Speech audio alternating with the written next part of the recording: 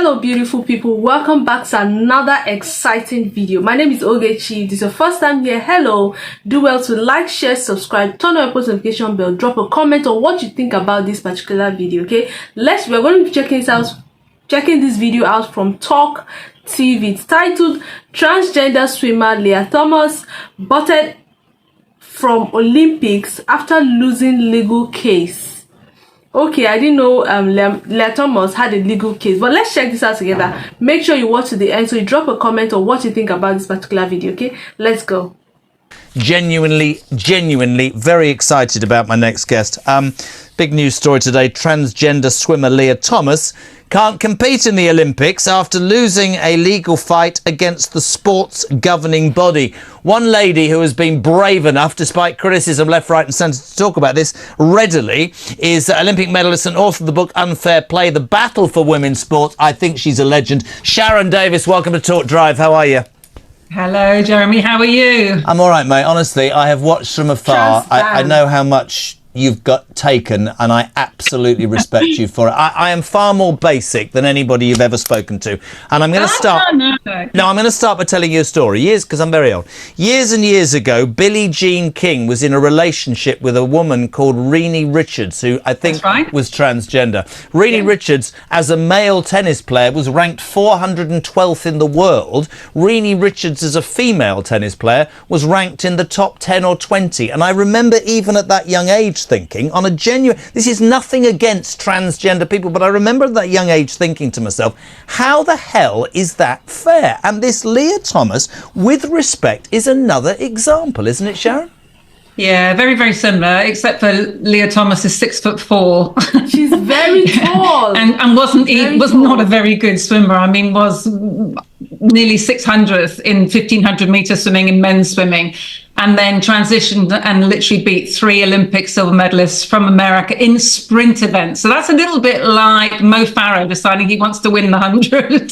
I mean, it really is that ridiculous. And I think that it helped in lots of instances to explain, because, you know, a picture sort of paints 1,000 words, really, how unfair it really was. What I was trying to do by speaking out was just to try and stop as many young women losing their opportunities, losing their trophies, their prizes, their scholarships as possible before we have to prove the blooming obvious, because it is obvious. You know, that's why we have men and women's sport, for a very obvious reason. We're different. And in fact, most 14, 15-year-old boy world records are faster than the women's world records. So the moment puberty hits, it makes an absolutely colossal difference. And I'm very, very proud that World Athletics are standing by their female athletes. And that helps me greatly, because the IOC have said we're not allowed to use any single words to explain that there's a male in the swimming pool racing a female in these Olympic Games. And I won't have to do that now, will I, in swimming? So that's good, because I get myself in trouble, because I'm not sure I do that. Well, so explain to me, treat me like the absolute idiot I am, okay? So they have said that somebody who has transitioned and patently physically has an advantage cannot take part in female swimming. Can I ask something, right? So if you've got male swimming, and this is going to upset somebody, female swimming, shouldn't people who have transitioned, who we should show huge respect to, I've always shown respect to them, shouldn't they all swim against each other? Or am I missing the point? Well, and that's exactly what happened. So when Leah Thomas actually competed in the NC2As, which is the collegiate championships in America, they opted to compete with the women. However, we had several transgender men, so that's biological females, all gets very complicated, doesn't it? But biological females who identified as male, but who still opted to race with the women. And providing they're all on testosterone, the women don't have a problem with it. You know, as long as there's no unfairness, nobody cares what you wear, what you identify as, and what you call yourself.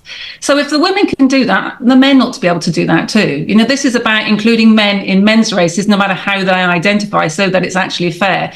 All this suppression of testosterone, 10 nanomoles, 5, none of it makes any sense. You cannot remove male puberty advantage whatsoever.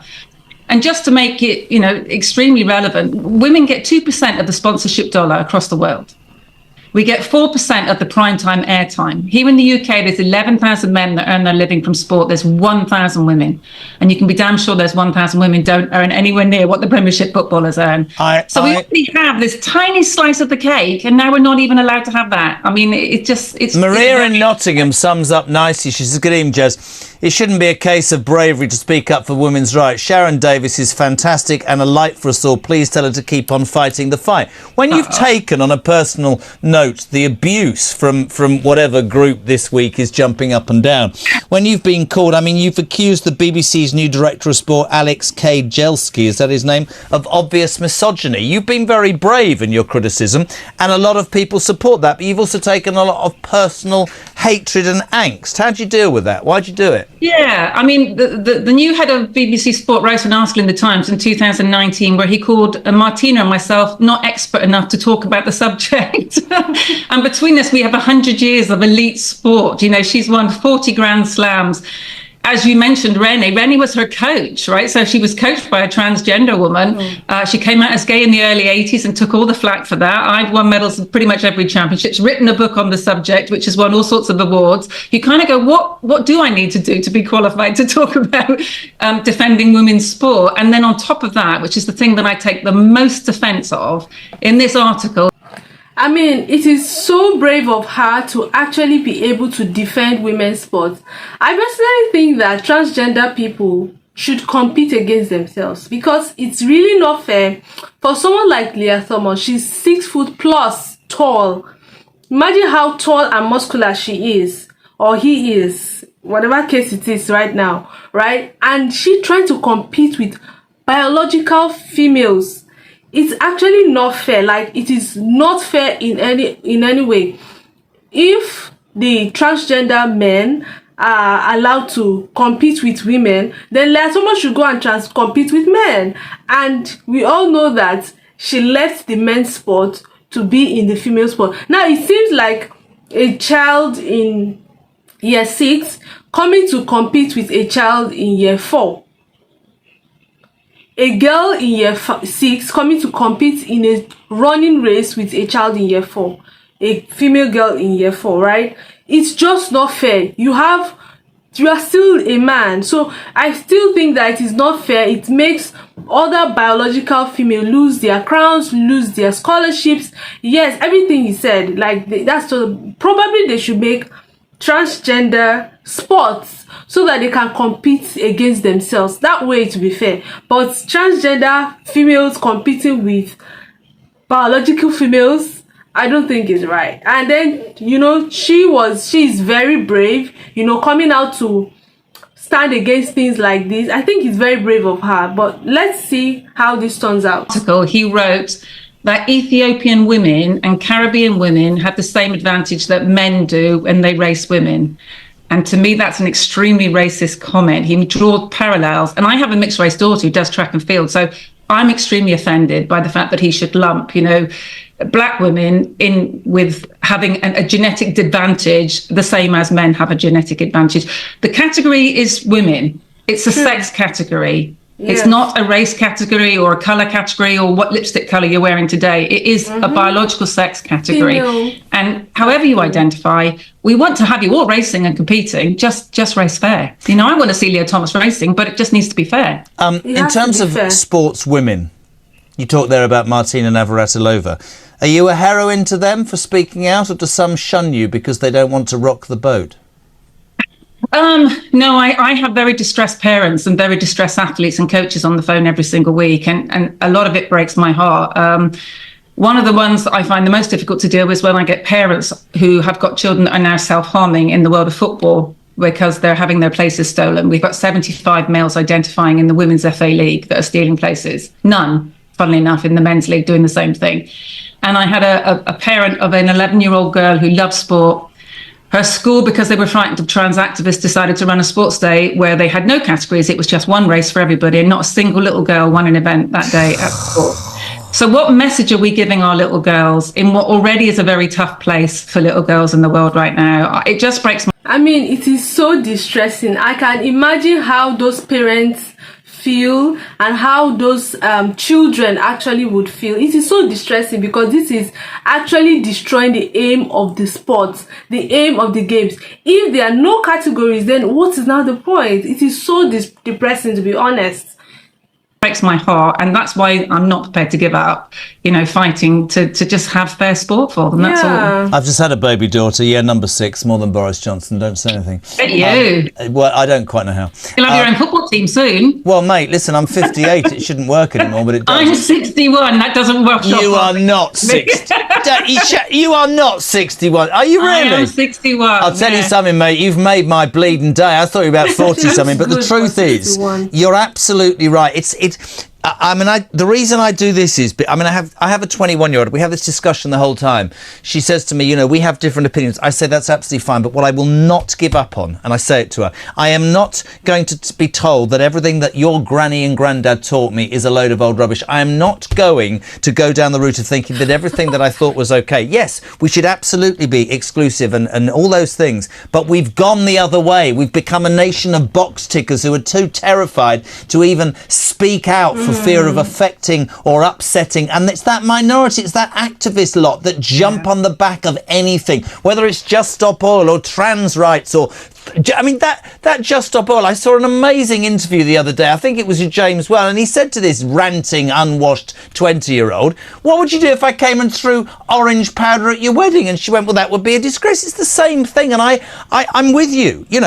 Transgender people. Transgender people should be able to perform in sport, but you cannot expect people to train all their lives and do everything and to be then placed at a disadvantage. It's not fair. No, it's not fair, and it is a career now. It's not a hobby. This is a job opportunity, and we wouldn't do this to somebody who wanted to be an accountant or a doctor or, a lawyer. And sport now is a career choice. And I think also I really worry right now at the fact that we're losing the definition of female, we're losing the definition of words. It's really important that we can clarify the Equality Act. I was on an aeroplane the other day and the British Airways won't say good morning, ladies and gentlemen. They're not allowed to say that. Honestly, I'm like... Well, we're getting a bit fragile, aren't we? It's ridiculous, really. Well, we are at our age. But I'll tell you something. Facts and stats. I will keep fighting. I don't know. And listen, you are my heroine. Sorry, can we just go back there? Because I'm terrified about next year. I'm terrified of being 60. Tell me what it's like. What happened? What happened, Shaz? What happened? I kind of went into mourning, I have to say. All my friends wanted to do a party. I'd go, no. But actually, it's just a number, Jeremy. It's just a number. Okay, well, listen, you're an Olympic gold medalist and very successful. Really, really appreciate you being on. And I'm very, very grateful, as a lot of people should be, that you fight the fight you do. It is so ridiculous right now. This is so ridiculous, to the extent that you get into a place, you're not allowed to say, hello, ladies and gentlemen, because we have other genders. No one is saying that transgender people should not participate in sports. They should. They have a right to. But participating in a category that you're not originally are, that is not fair. Everybody should be placed at equal advantage and equal advantage. And it is not fair when a transgender man, a transgender woman is participating in a female sport. It's actually not fair, and we are fast losing the essence of this sport, because this sport now is it's not just a hobby anymore. It's now people's career, and it's making people actually lose the essence of actually what it is. So I feel like maybe they should make their own sports or have their own category, right? That way everybody can have equal and fair advantage. Leah Thomas should participate with other transgender women, right? She should participate with other transgender women. That way she has fair and equal advantage. I can't imagine how short and petite I am participating in the same sport with a 6 foot tall transgender woman. It's not fair. It's not, we don't have the same advantage. She's muscular, she's stronger, she has longer legs. No, let's leave the longer legs, right? But she's muscular, she's taller, she has the male hormones. Men are originally, naturally stronger. They have stronger bones. So it is not fair. If I am going to be participating with a a biological female, even if she's tall, right? I know that, oh, we are both females and we have both advantage. But a transgender woman participating in the same sport with a female biological woman, then it's not fair. It's not a fair sport. So I feel like if they could, create their own category, that way it is fair and everybody has an equal right. Let me know what you think about Leah Thomas, being voted out from Olympics after losing her Lego case. What do you think about this particular conversation? What do you think will happen in the next 4-5 years if this case is not really looked into? Do you think that young women would still be interested in sports, seeing that they have other transgender people in the sport, or they would create a category? What do you think? Let's know in the comment section. Drop your thoughts, comments in the comment section below. Do well to like, share, subscribe, and turn on your post notification bell. I'll see you in my next episode. Bye bye.